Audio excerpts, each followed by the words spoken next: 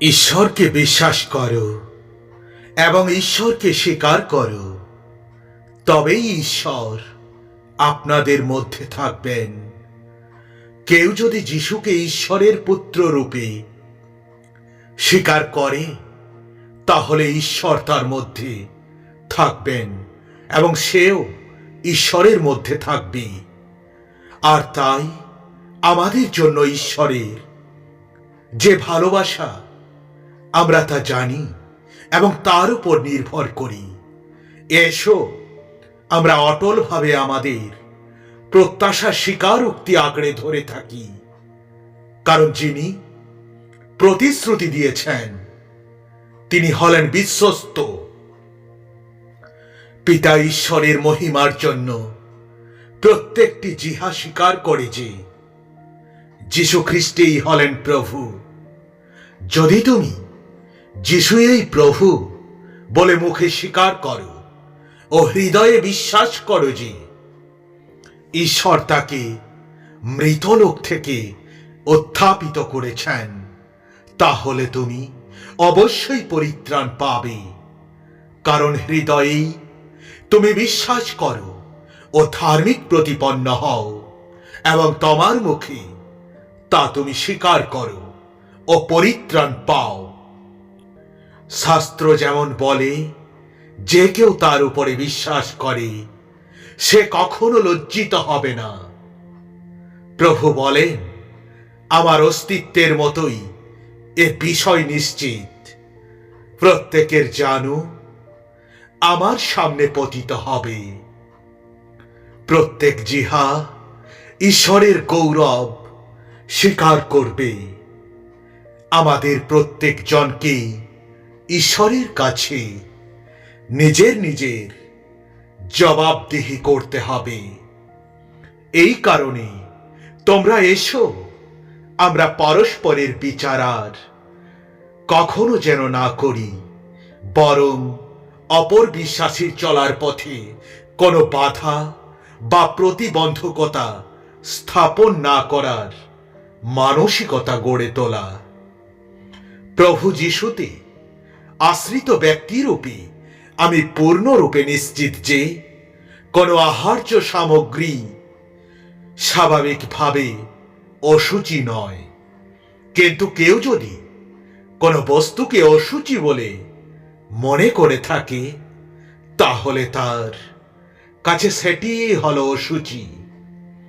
তুমি যা খাও সেই কারণে তোমার ভাই যদি অস্বস্তি বোধ করে, তাহলে তুমি আর ভালোবাসায় ক্রিয়াশীল হচ্ছ না। তোমার খাদ্যাভ্যাসের জন্য তোমার ভাইয়ের বিনাশের কারণ হইও না তুমি, যার জন্য খ্রিস্ট মৃত্যু বরণ করেছিলেন। তুমি যা ভালো মনে করো সেই বিষয়ে তাকে মন্দ বলার সুযোগ দিও না। তুমি কিন্তু ঈশ্বরের লোক। এসব বিষয় থেকে পলায়ন করো এবং ধার্মিকতা, ভক্তি, বিশ্বাস, ভালোবাসা, ধৈর্য এবং মৃদুতার পশ্চাৎ ধাবন করো।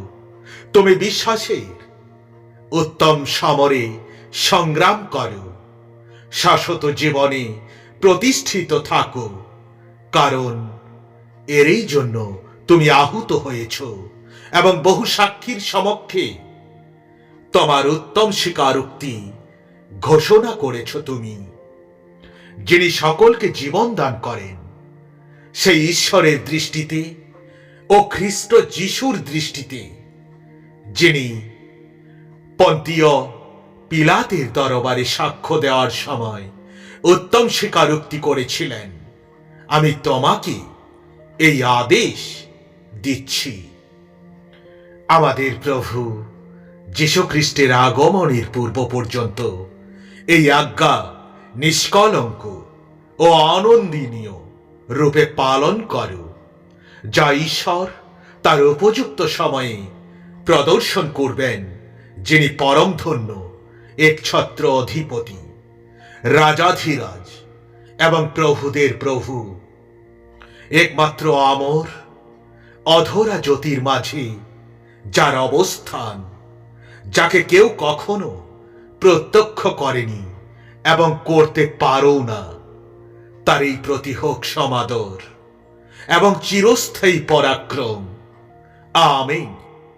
আমি তোমার কাছে আমার পাপ স্বীকার করলাম, আর আমার কোনো অপরাধ আমি গোপন করলাম না তোমার সম্মুখে।